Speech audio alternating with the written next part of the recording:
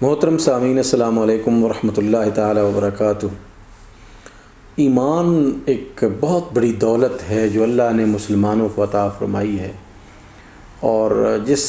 شخص کے ساتھ اللہ فضل و کرم کا ارادہ فرماتا ہے اسے دولت ایمان سے منور فرما دیتا ہے، اس کے قلب و ذہن کو ایمان کی خوشبو کے ساتھ معطر فرما دیتا ہے۔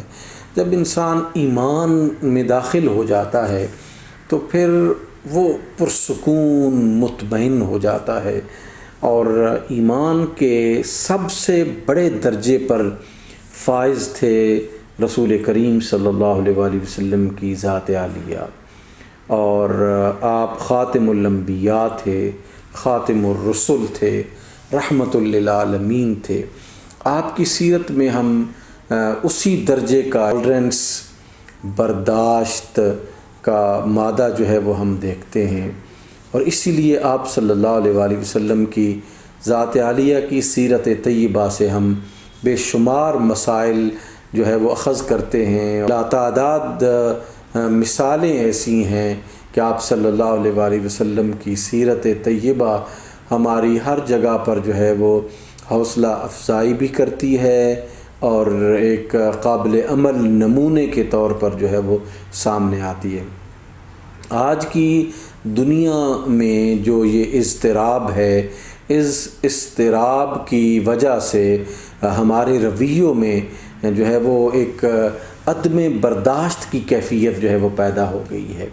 اور اس عدم برداشت کی کیفیت کی وجہ سے گھر جو ہے دنگا و فساد کی آماجگاہ بن جاتے ہیں، بازار اسی طرح جو ہے وہ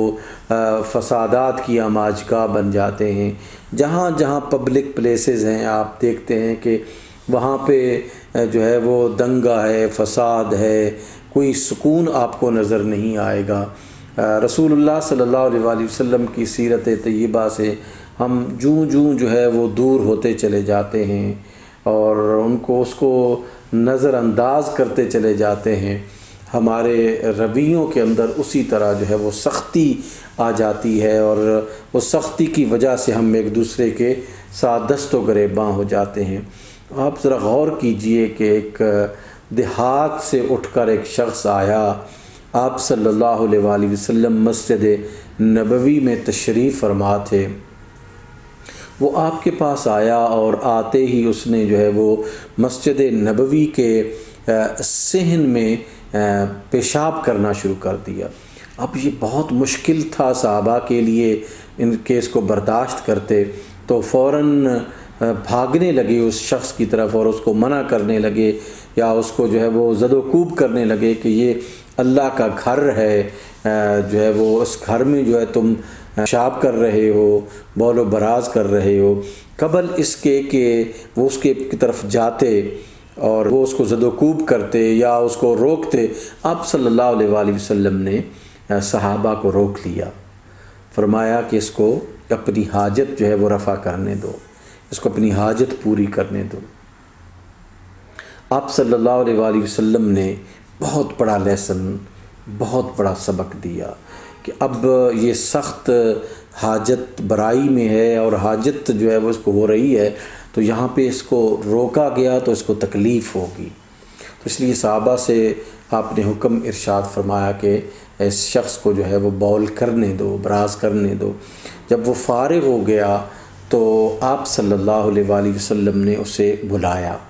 اور بلانے کے بعد آپ نے ارشاد فرمایا کہ یہ مساجد جو ہوتی ہیں یہ اللہ کا گھر ہیں، اور یہ ان گھروں میں، یہ جو اللہ کے گھر ہیں، ان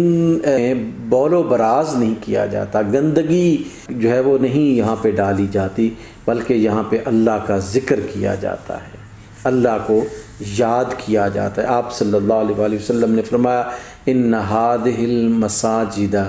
لا تصلح بشیء من البول والقذر، کہ یہ جو مسجدیں ہیں یہ بول و براز کے لیے اور گندگی پھینکنے کے لیے نہیں بنائی گئیں، بلکہ آپ نے ارشاد فرمایا کہ انما ہی لذکر اللہ والصلاۃ وقراءۃ القرآن،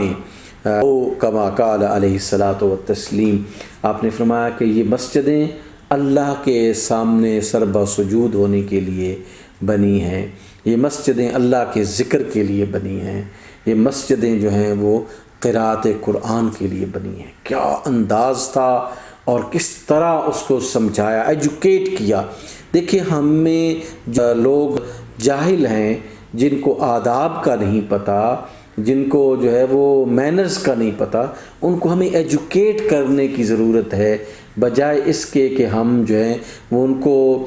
گالم گلوچ کریں، برا بھلا کہیں، ان کی دل آزاری کریں۔ دل آزاری سے بچیں ہم، مسلمان کی یا غیر مسلم کی، جو بھی شخص ہو، ہمیں دل آزاری سے جو ہے وہ بچنا چاہیے۔ بلکہ اگر کہیں آپ کو غلطی نظر آ رہی ہے تو آپ کا یہ سینس جو ہے وہ فیصلہ کرے کہ یہ جان بوجھ کر ہو رہا ہے یا عدم علم کی بنیاد پر، جہالت کی وجہ سے ہو رہا ہے۔ اگر یہ جہالت کی وجہ سے ہو رہا ہے تو پھر لوگوں کو ایجوکیٹ کریں، ہمارا فرض بنتا ہے کہ ہم لوگوں کو ایجوکیٹ کریں اور لوگوں کو درست بات بتائیں کہ یہ حقیقت کیا ہے، درست بات کیا ہے، آداب کیا ہیں، مینرز کیا ہیں،